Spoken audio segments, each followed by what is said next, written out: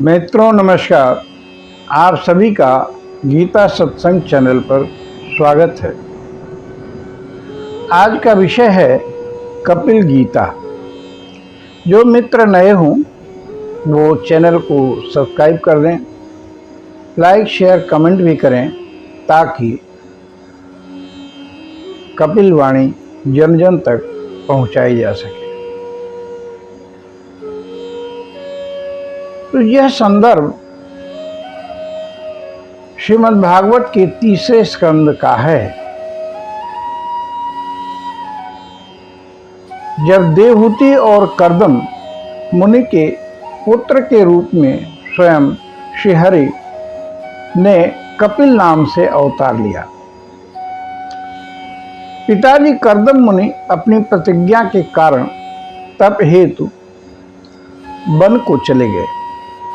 भगवान कपिल जब कुछ बड़े हुए तब उन्होंने माता देवहूति को ब्रह्म ज्ञान कराया। कपिल भगवान और माता देवहूति का यह संवाद श्रीमद् भागवत के तीसरे स्कंद में अध्याय 25 से 33 तक में देखा जा सकता है। यही 33वें अध्याय के बाद तीसरा स्कंद विश्राम लेता है। तो कपिल गीता का सार है, सबसे प्रेम मित्रता हो, सब में हरिदर्शन हो तो हमें सर्वत्र सुख ही मिलेगा। जगत में शुभ देखें, सोचें तो सर्वत्र शुभ होगा, मंगल होगा। इसी को देवहूति गीता के नाम से भी जाना जाता है। अब भगवान कहते हैं कि माँ, संसार में तो रहो लेकिन संसार को अपने अंदर मत रहने दो। जैसे पानी में नाव होती है लेकिन नाव में पानी नहीं, और यदि नाव में पानी होगा तो नाव डूब जाएगी। इसी तरह से अगर संसार अंदर रहेगा तो भव पर पार पाना मुश्किल है। ये शरीर रूपी नौका डूब जाएगी। भगवान आगे कहते हैं, जब माता पूछती हैं कपिल जी से कि अहेतु की भक्ति के बारे में आप बताइए। भगवान कहते हैं, हे माता, जिसका चित्त एकमात्र भगवान में ही लग गया है, ऐसे मनुष्य की वेद विहित कर्मों में लगी हुई तथा विषयों का ज्ञान कराने वाली कर्मेंद्रिय एवं ज्ञानेंद्रिय दोनों प्रकार की इंद्रियों की जो सत्वमूर्ति श्री हरि के प्रति स्वाभाविक प्रवृत्ति है, वही भगवान की अहेतुकी भक्ति है। यह मुक्ति से भी बढ़कर है, क्योंकि जठरानल जिस प्रकार खाए हुए अन्न को पचा देता है, उसी प्रकार यह भी कर्म संसारों के भंडार रूपी लिंग शरीर को तत्काल भस्म कर देती है। गीता के अध्याय 12 में भी ऐसा ही कहा गया है। आगे भगवान भक्त के लिए दिल खोल कर कहते हैं गीता के 12वें अध्याय में कि मय्येव मन आधस्व मयि बुद्धिम निवेशय, यानी मन बुद्धि को मुझ में लगा दो। तो ऐसा करने से क्या होगा? तो भगवान कहते हैं, निवशिष्यसि मय्येव अत ऊर्ध्वं न संशया, इससे तुम मुझी में निवास करोगे, इसमें कोई संदेह नहीं है। तो मन और बुद्धि को लगा दें तो सायुज्य हो जाएगा, एक हो जाएगा, कोई अंतर ही नहीं होगा। पर ऐसा करने को वो कहते क्यों हैं? समझना होगा कि सुबह पूजा कर ली, हो गई बात, अब हर समय ध्यान रखने की को चित्त को लगा देने की बात भगवान कहते हैं। ऐसा इसलिए कहते हैं कि हम कहीं विचलित न हो जाएं। माया बहुत शक्तिशाली है, अच्छी भी लगती है मन को। तो वे हमारे हित के लिए ही कहते हैं। कैसे होगा ये सब? आसान है। हर कार्य में, हर स्थान पर उसी की उपस्थिति समझा जाए। अंग्रेजी में कहें तो सी मी एवरीवेयर, संस्कृत में कहें तो पश्यमाम सर्वत्र, यानी मुझे सर्वत्र देखो, ऐसा अभ्यास हो जाए। शिष्य और यानी भक्त सोचने लगता है कि बात तो बिल्कुल ठीक है, पर यदि मुझसे यह नहीं हो पाया तो भगवान कहते हैं नहीं हो पाए तो 9वें श्लोक में, 12वें अध्याय के 9वें श्लोक में भगवान ने कहा कि अभ्यास योगे न माम इच्छाप्तुम धनंजय, मुझे प्राप्त करने की इच्छा करो, ये अभ्यास से हो जाएगा। तो पहले से सरल हो गया।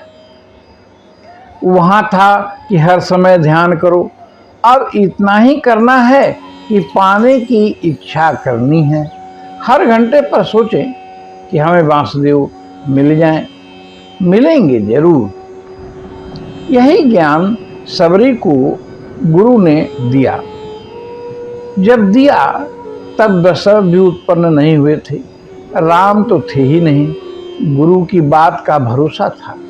रोज सबरी सोचती कि आज शायद राम जी आ जाए तो उनके पैर में कांटे न गड़े, तो फूल लाती, रास्ते में बिछा देती, तो राम जी आएंगे तो क्या क्या खिलाऊंगे, यह सोचती। सोच के कुछ बेर जैसे फल लाती। अब ये खट्टे हैं कि मीठे हैं कैसे पता लगे, इसलिए वो चखती। फिर जो मीठे होते उनको अलग करती, जल से उन्हें साफ करती, साफ जल लाती, आचमन करती और सोचती कि भगवान को आचमन कराऊंगी, फिर राम जी को जल पिलाऊंगी। ऐसे स्मरण से अनजाने ही अभ्यास हो गया। माम इच्छाप्तुम यानी मुझको चाहो वाली बात अनजान में ही हो गई। इतने वर्षों तक राम जी नहीं आए।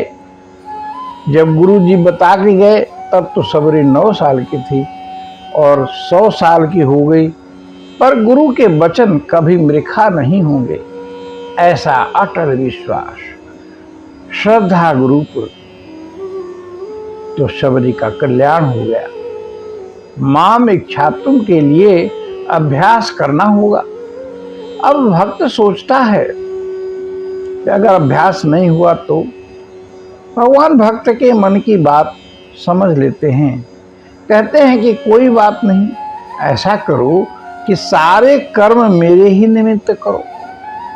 अभ्यास पे समर्थोसी मत कर्म परमो भव। अभ्यास में समर्थ न हो तो सारे कर्म मेरे निमित्त करो। तो क्या होगा? मदर्थम अपि कर्माणि कुर्वन् सिद्धिम अवाप्स्यसि। जब मदर्थ कर्म करोगे तो मुझे ही प्राप्त हो जाओगे। तो मदर्थ कर्म क्या है? भगवत संबंधी सारे कर्म मदर्थ ही हैं। वे कार्य जिनमें फल की आकांक्षा न हो वे मदर्थ हैं। जनहिताय कर्म मदर्थ है। जन जन में भगवान की वाणी का प्रचार प्रसार मदर्थ है। दूसरों के हित में कृत कर्म मदर्थ है। 11वें अध्याय में मत कर्म कृत आया है, इसका भी यही भाव है। ये और सरल हो गया। अब जो भी काम करेंगे देखेंगे कि इसमें दूसरों का हित हो, ऐसा काम करेंगे।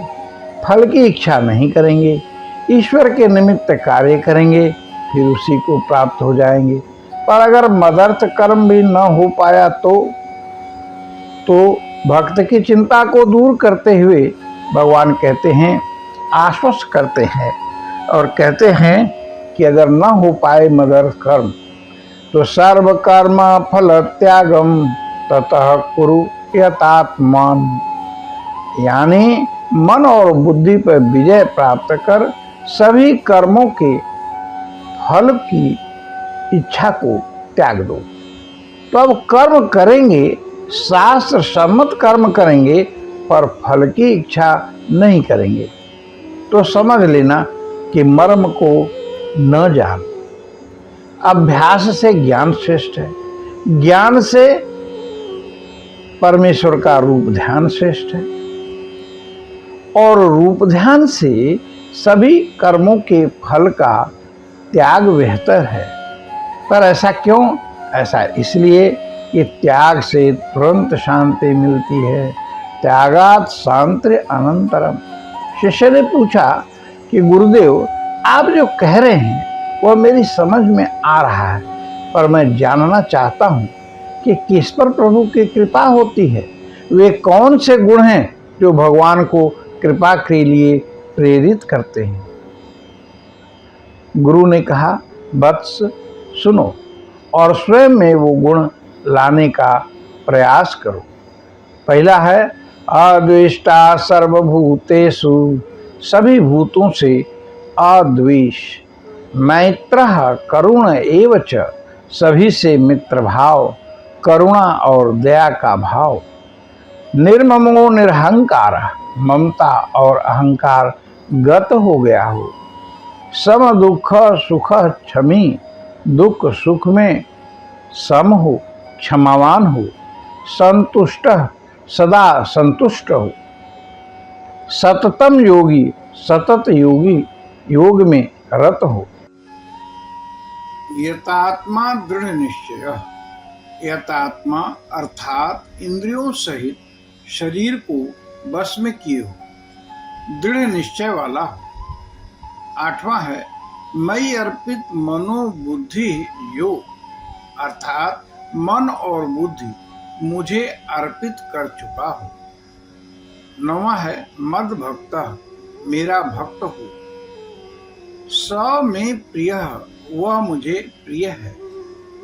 तो निर्ममों का अर्थ ये न लगाएं कि कहीं कोई संकट में है और आप निर्मम होकर आगे बढ़ गए। नहीं, निर्ममों का अर्थ है संसार से राग रहित होते जाए। भगवान कहते हैं कि हे माता जी, जो लोग इहलोक परलोक और इन दोनों लोकों में साथ जाने वाले वासनामय लिंग देह को तथा शरीर से संबंध रखने वाले जो धन, पशु एवं गृह आदि पदार्थ हैं, उन सबको और अन्यान्य संग्रहों को भी छोड़कर अनन्य भक्ति से सब प्रकार मेरा ही भजन करते हैं, उन्हें मैं मृत्यु रूप संसार सागर से पार कर देता हूँ। मैं साक्षात भगवान हूँ, प्रकृति और पुरुष का भी प्रभु हूँ तथा समस्त प्राणियों का आत्मा हूँ। मेरे सिवा और किसी का आश्रय लेने से मृत्यु रूप महाभय से छुटकारा नहीं मिल सकता। कपिल मुनि आगे कहते हैं कि हे माता जी, जीव सुख की अभिलाषा से जिस जिस वस्तु को बड़े कष्ट से प्राप्त करता है, उसी उसी को भगवान काल रूप से विनष्ट कर देते हैं, जिसके लिए उसे बड़ा शोक होता है।